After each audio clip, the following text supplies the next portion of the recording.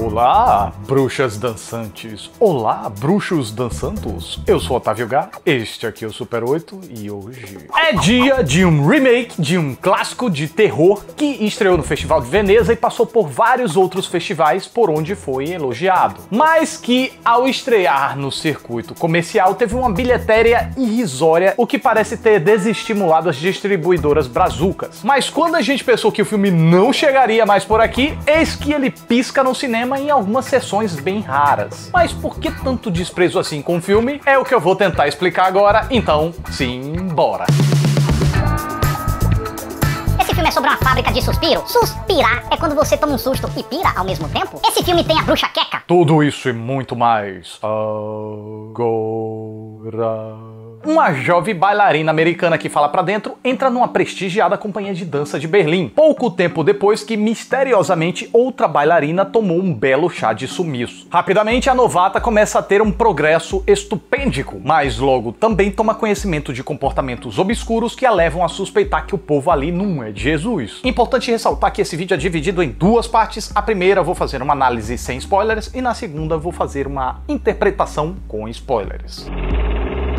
Com 20 minutos desse novo Suspiria, A Dança da Morte, dá pra entender por que ele chamou tão pouca atenção do público. Definitivamente não é um filme pra muita gente. A galera que adora aquele terrorzinho de shopping center cheio de sustos deve repudiar essa obra que foge muito da forma convencional de se contar uma história. Tanto foge que, inclusive, se distancia bastante muito do clássico original de 77 do Dario Argento que o inspirou. O que é até bom, porque serve pra justificar sua existência, já que se fosse pra fazer igual, pra que fazer? Se fosse para desrespeitar a memória do original com um filminho de terror genérico e esquecível, pra que fazer? Pois você pode até não gostar do que vê por aqui, mas certamente ela é memorável, já que certamente tem imagens e situações que vão ser difíceis de tirar da mente. Esse novo filme do cineasta Luca Guadagnino, que ganhou a maior notoriedade com Me Chame Pelo Seu Nome, respeitou a aura e a memória do Suspiria de 77, quando ambienta a nova trama em 77 e faz ela partir do mesmo ponto que a original, mas as relações param por aí, pelo menos as mais perceptíveis. O filme trilha um novo caminho e ao seu próprio modo. Primeiro, enquanto no original a natureza das personagens macabras é construída aos poucos, deixando a grande revelação pro final, aqui logo nos primeiros minutos a trama já deixa bem claro que se tratam de bruxas. E essa revelação logo cedo até faz sentido, já que, pensem comigo, se esse dado fosse mantido em mistério até o final, poderia até surpreender uma meia dúzia de desavisados, mas desavisados não parecem ser o público que esse filme mira, né? E para os demais espectadores, o filme investiria à toa num mistério que não funcionaria. Ou, se não investisse nesse mistério, teria que enveredar numa outra vertente com a outra explicação que provavelmente desvirtuaria a memória do original, de uma forma até que talvez nem honrasse carregar o mesmo nome. Então, assumir a bruxice logo de cara poupa esse tempo para permitir que o filme o gaste com algo mais importante.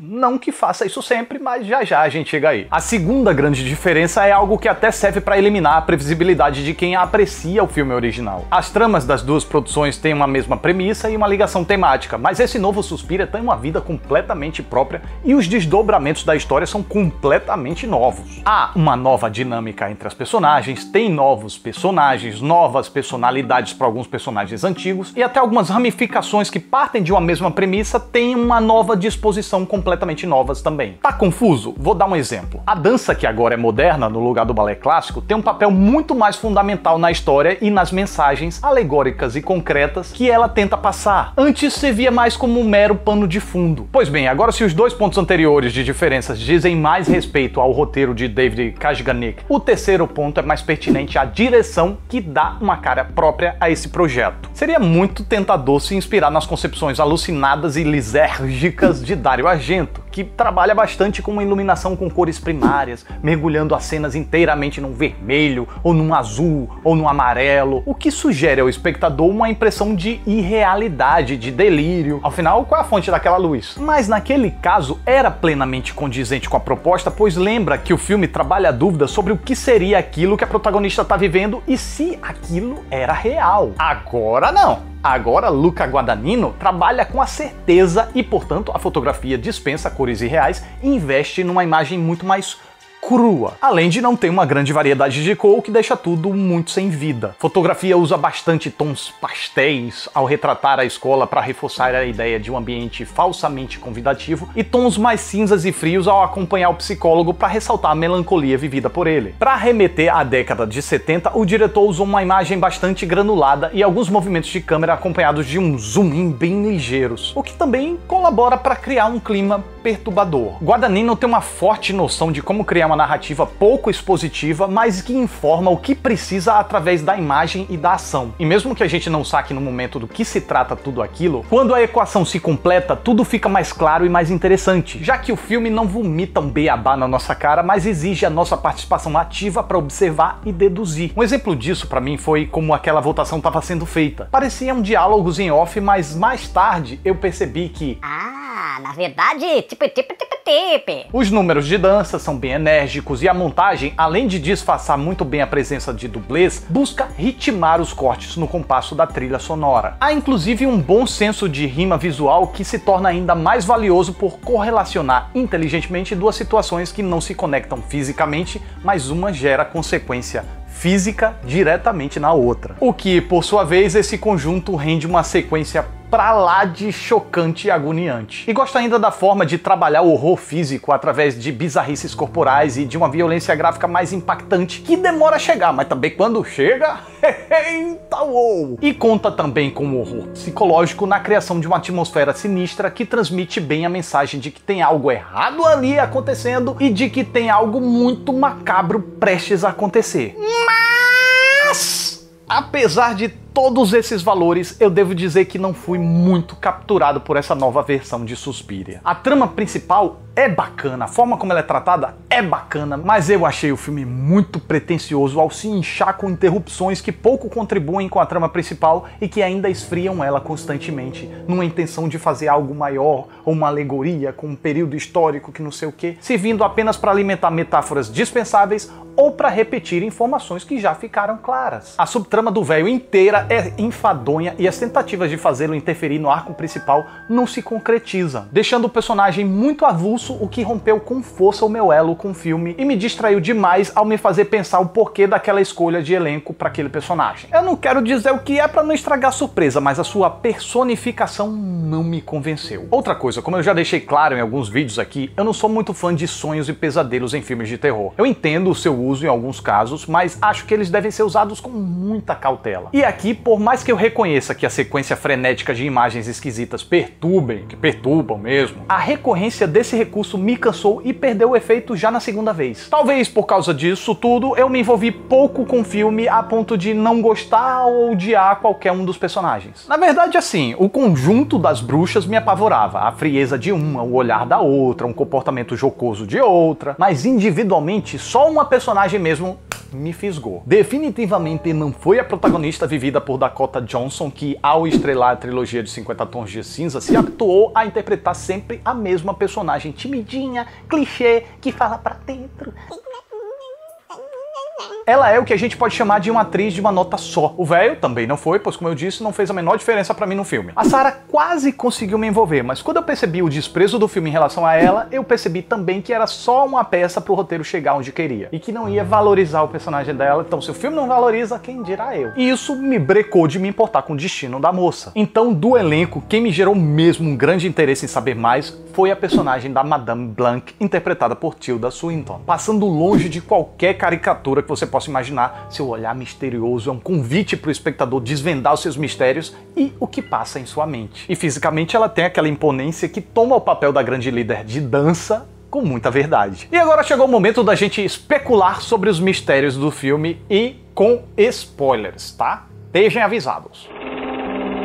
Ok, vamos lá. A escola de dança é um clã de bruxas e isso é assumido pelo filme desde o início. E muitas manifestações de seus poderes são vistas no filme. Elas conseguem manipular uma visão, fazendo a vítima ver algo diferente da realidade, conseguem enviar sonhos para as pessoas, hipnotizar pessoas, conversar telepaticamente, vincular acontecimentos telecineticamente, como acontece na dança da Suzy, que prende e agride a Olga, desbaratando a mulher toda lá, etc e tal e coisa e pimba. As bruxas velhas lá podem usar essa escola República tanto para se alimentar da energia das jovens que ali estudam moram, como para recrutar novas potenciais aliadas. Porém, essa atividade mexe com a mente das mulherzinhas e é por isso que algumas às vezes despirocam das ideias. Então depois que a Patricia não aguenta a pressão e pira nas pindaíba, ela é encarcerada e começa a ser drenada. Algo que a gente só descobre mais tarde quando a Sarah decide investigar o local. E é com o sumiço dela que abre uma vaga para Suzy. O que não parece ter sido por acaso, já que a Suzy conseguiu ter uma audição mesmo sem referências ou formação. Isso fica claro quando uma das instrutoras diz que ela deve ter pego a Madame Blanc num bom dia. Mas a gente pode entender que na verdade ela estabeleceu algum elo ali, já que desde a infância algo parecia predestinar a Suzy até aquela escola. Pois lembram daqueles flashbacks que ligam ela a Berlim? Mas o que parecia ser um chamado artístico, logo a gente começa a entender que não é bem assim, mas se trata de um sobrenatural propósito de vida. Então, por ela ter essa coisa especial em si, ao chegar na escola, ela logo se destaca e chama atenção e gera interesse na Helena Marcos. Mas quem acabou de dizer Helena Marcos é aquela véia chechelenta toda deformada que só aparece no final e também é interpretada pela Tilda Swinton. Ela é a líder do clã que permaneceu no posto depois que ela venceu a Madame Blanc numa votação que as bruxas fizeram por telepatia. Marcos afirma ser abençoada pela mãe Suspiria, uma das 3 mães que, segundo a mitologia do filme, existe antes mesmo de toda a história cristã. São elas Mãe Tenebrarum, escuridão, Mãe Lacrimarum, lágrimas e Mãe Suspiriorum, suspiros. E o que a Marcos queria? Ela queria sair daquele corpo decrépito e para isso ela precisava tomar o corpo e ou alma da Suzy para si. Para isso foi feito todo aquele ritual muito louco com a mulher nua dançando lá.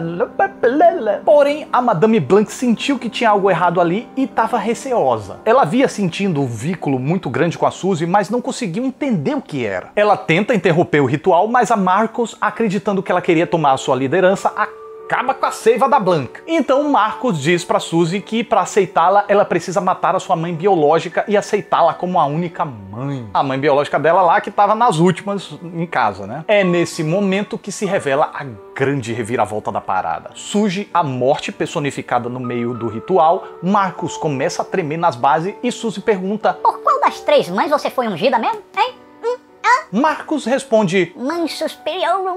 E Suzy completa com: eu sou ela, sua vadia. E deixa nas entrelinhas: e não lembro de ter ungido você não, Sofia do Cranco. Mas em que momento a Suzy se tornou isso? Ou ela já veio assim? Como é que é essa história? Pelo que eu interpretei, quando ela chegou na escola, começou a ser preparada pelas bruxas para receber a Marcos. Só que ela se abriu de verdade sem ninguém saber para receber o seu verdadeiro alter ego, ou tava lá adormecido, sei lá, que era a mãe Suspiria. E agora, quando foi dominada completamente pela mãe Suspiria, invoca a morte e toca o terror no local, eliminando a falsa profeta e escatapaflitando a cabeça de todas as seguidoras que votaram nela como líder do clã, poupando só quem votou na Madame Blanc e quem não votou. Claro. Numa cena em que finalmente a violência gráfica e a psicodelia argentiana é invocada por Luca Guadagnino. Tá, Otávio, mas qual é a do velho, afinal? Bom, de concreto mesmo, é por causa dele que alguns personagens investigam a escola para que a gente, a partir dessas investigações, desvende os mistérios do lugar. Só que, para o meu entendimento, para não deixarem um personagem aleatório lá, resolveram criar uma subtrama envolvendo o Holocausto e história da Alemanha, que me pareceu uma conexão tão forçada que não me desceu. E a decisão de colocar a Tilda Swinton para interpretar o velho,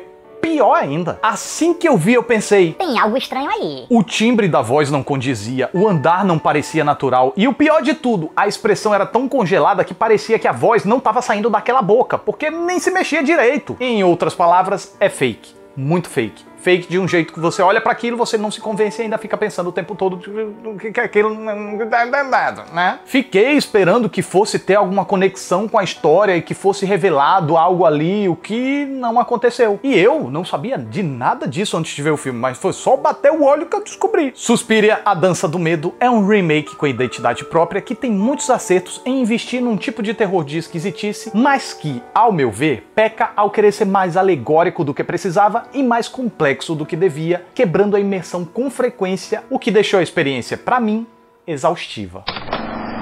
E essa é a minha reação ao filme. Então é isso, mais um Super 8 tá chegando ao final. Eu fico muito grato pela atenção de vocês. Muito obrigado, até a próxima.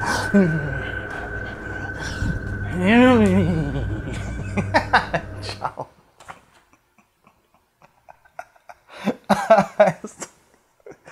Eu sou um idiota.